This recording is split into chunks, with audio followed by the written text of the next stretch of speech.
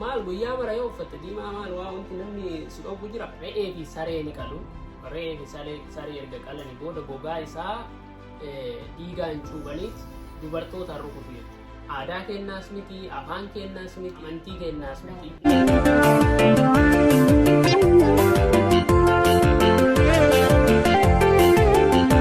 Assalamualaikum warahmatullahi wabarakatuh. Akkam nagaa jirtanii fayyaa keessanii nagaa hafiiraaf manni bakka jirtanitti isin hundaa haa ga'u isiniin jenna. Har'a qophii gaaddisa maatii biraa qabannee isinii dhufneerra. Qophii gaaddisa maatii jalatti akkuma beekamu mata dureewwan adda addaa isinii dhiyeessaa turreerra. Mata dureen inni har'aa kan baay'ee beekamaa ta'e biyya keessatti biyya alaa keessatti akkaan kan kabajamu waa'ee Valentine's Day. Valentine's Day irraa buna dhugaa, fandishaa nyaataa, waliin taphannaa, waliin haasofnaa irratti beekumsa danda'e waan beennurra waliif qoonna jechuudha. Asumaan immoo warri haarawaa taatan share, like, subscribe gochuun maatii keenya ta'aa isiniin jenna. Nu waliin tura.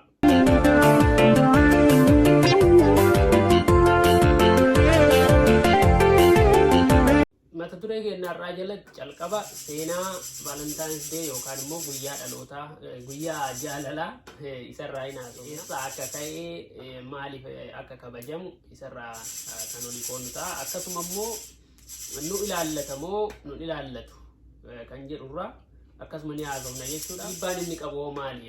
Relationship keenya irratti, dhuunfaa keenya irratti, maatii keenya irratti dhiibbaan inni qabu maali kan jedhurraa. Akkasuma dhumarratti immoo gorsa ni ta'a jenne yookaan immoo faayidaa nuuf qaba jenne kan beeknurraa kan isiniif qoonnu ta'a jechuudha. Seenaa isaa irraa yookaan seenaan Valentine's Day yookaan immoo guyyaa jaalalaa kan jedhamu kuni biyya Rooman keessatti ayyaana Lupercalia jedhamuun kan kabajamaa ture. Ayyaana kanarratti maal godhanii re'ee fi saree ni qalu.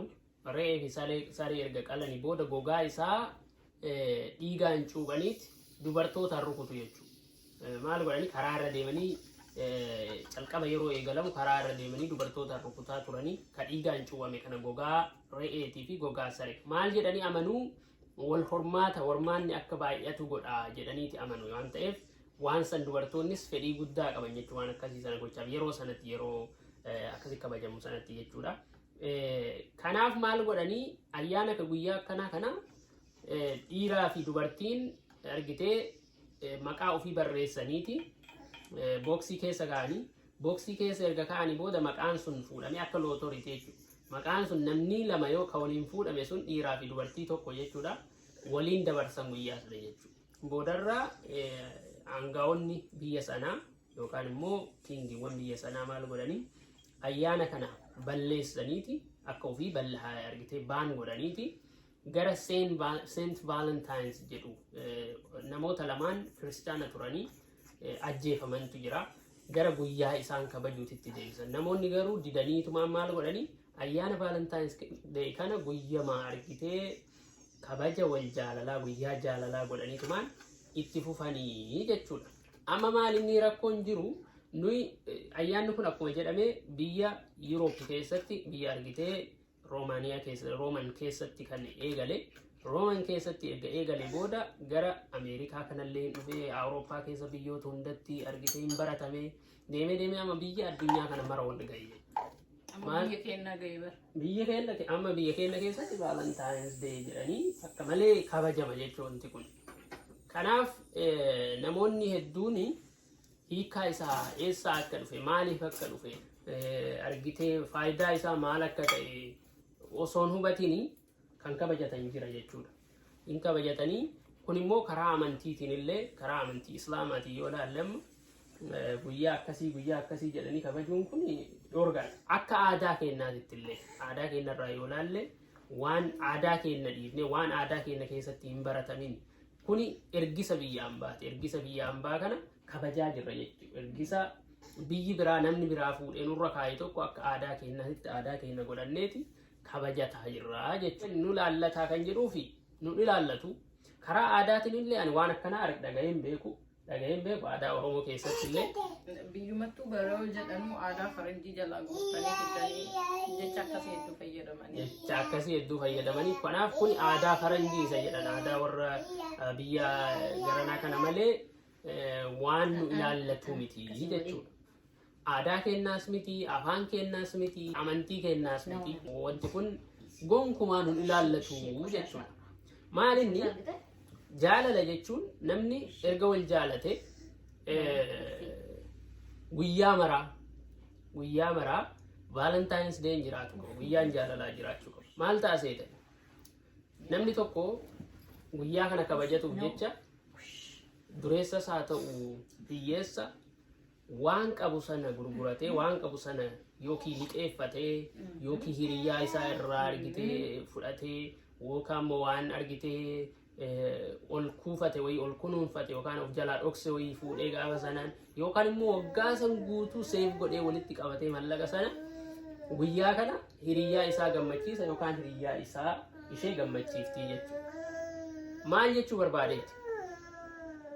Namni tokko erga wal jaalate guyyaa san qofa eegee guyyaa san kabajuudhaaf jecha waan hin qabuu fi waan hin qabnellee fuudhee isaaf yookaan isheef waa bituun irra maal yoo ta'e gaarii guyyama qabu sana an har'a yoo shilingii takka qabaadhe yookaan immoo doolaara haga 3 takka yoo qabaadhe ishee sanii waan si gammachiisu wayii fuudhee yoo qabaadhe danda'e bitee haadha manaa tiyyaa yookaan immoo hiriyaa kiyyaa yookaan hiriyyee tiyyaa bituu ni danda'a jechuudha. Garuu immoo waan hin qabne fuudhee mallaqa hin qabne fuudhee yookaan liqeeffadhe waan wanjirre kana fuudhee guyyaa san kabajuuf jecha ishee sanii yoo kawaa bitu ta'e jaalala san kabajaa jira osoo hin taane guyyaa san kabajaa jira jechuudha. Maal godha namni garii waa hin bitaa hin dhaqaa footoo wajjin ka'a happy valentines jedhee hin maxxansa san booda maaltu dhufa?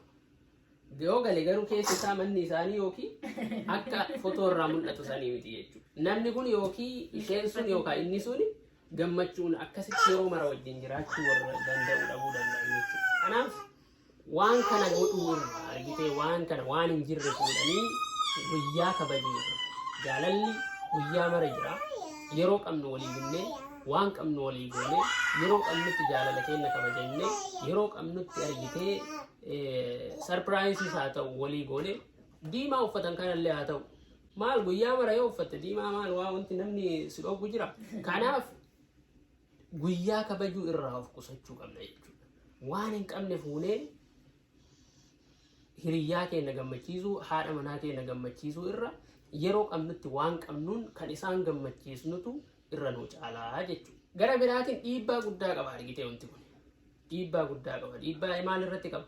Nurratti qaba akka dhuunfaatitti. Maatii keenya irratti qaba. Aadaa keenya irratti qaba. Amantii keenya irratti qaba. Fakkeenyaaf guyyaa Valentine's Day jedhan kanarratti abbaan manaa yoo haadha manaa sana yoo kabajatan ta'e jechuudha. Haadha manaa sana yoo kennaa hin binne ta'e kennaa yoo inni yookaan isheen hin bitiniif itti aarti. Warruma duraan jaalala guddoo walii qabu jaalala argitee jaalala gammachuutiin waliin jiraataa jiru wal jaalatee jiraataa jiru kanatu maal ta'a?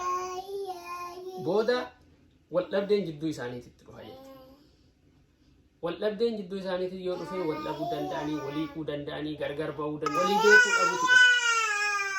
Inni yoo qabaanne ta'e isheen sun beekuu dhabuutu ebalu warre akkanatti haadha manaa isaati guyyaa Valentine's Day kana warqii akkasii bitee fi carqii diimaa akkasii bitee fi sa'aatii akkasii bitee fi boorsaa akkasii bitee fi jechuu ni dandeetti. Walii beekuu dhabuutu jira waan ta'eef rakkoo guddaa argitee relationship yookaan immoo walitti dhufeenya abbaa manaatiif haadha manaa hiriyaa maatii keessatti illee wanti akkanaa kun uumamuu danda'a jechuudha. Qisaasa'iinsa qabeenyaa fiduu danda'a.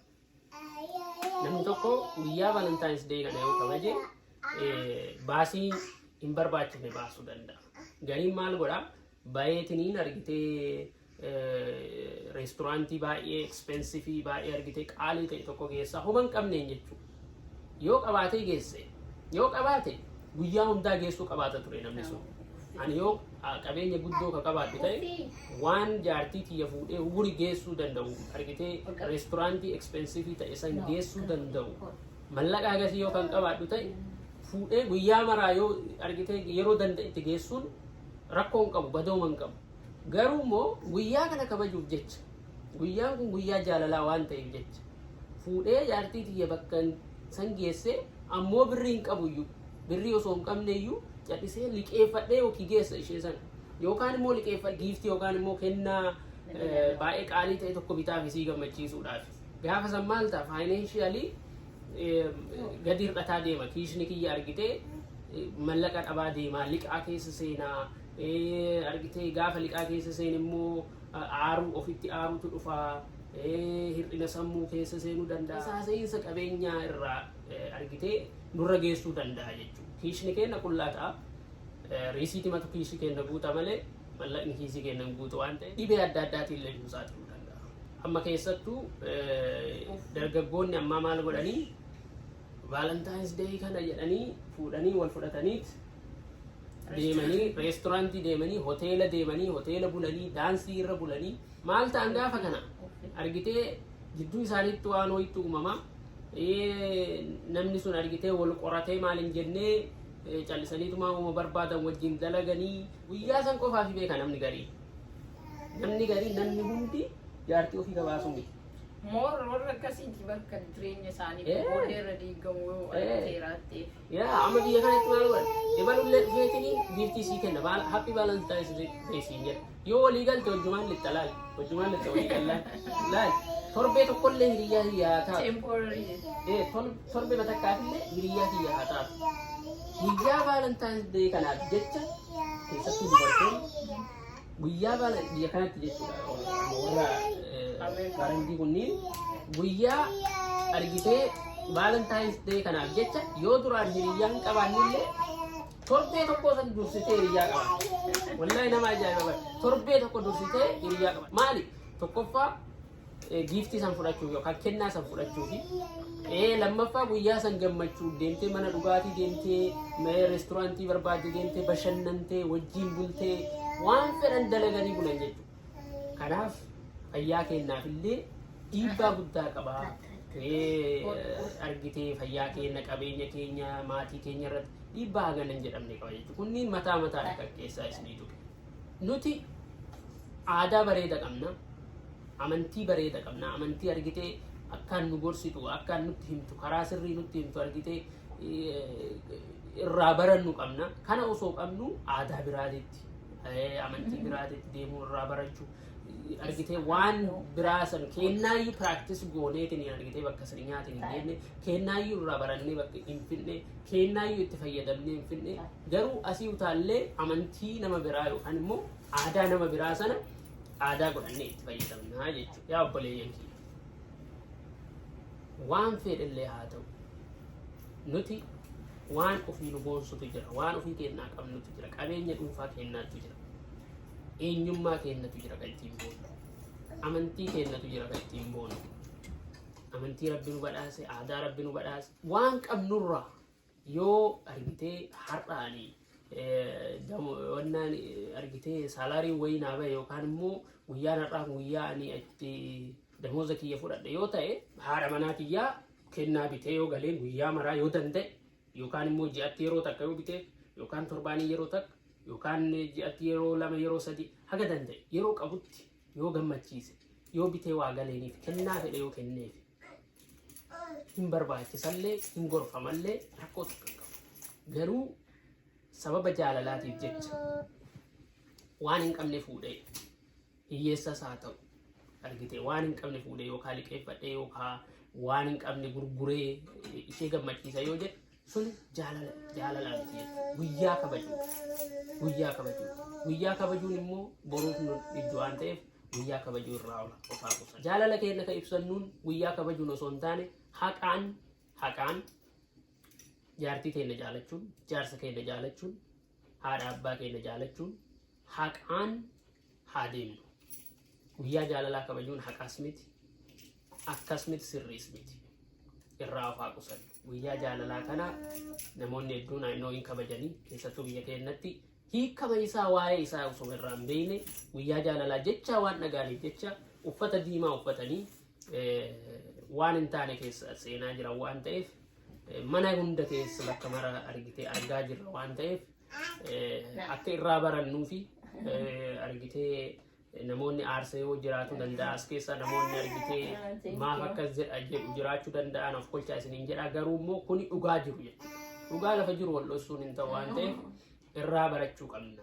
Aadaa bareeda qabna waan ta'eef aadaa keenya guddisuu qabna. Amantii keenya guddisuu qabna. Amantii keenya guddisuu qabna. Aadaa biyya ambaatiin, aadaa nama ambaatiin, aadaa bitee namni biraa nurratti fe'een ittiin boonuu hin qabnu, itti practice gochuu hin qabnu. Kennaayyuu practice goonee itti fayyadamnee irraa barannee hin fidne waan ta'eef kanaaf waan akkasii irraa qusatu qabna isiniin guyyaan hunduu guyyaa jaalalaa ta'uu qaba.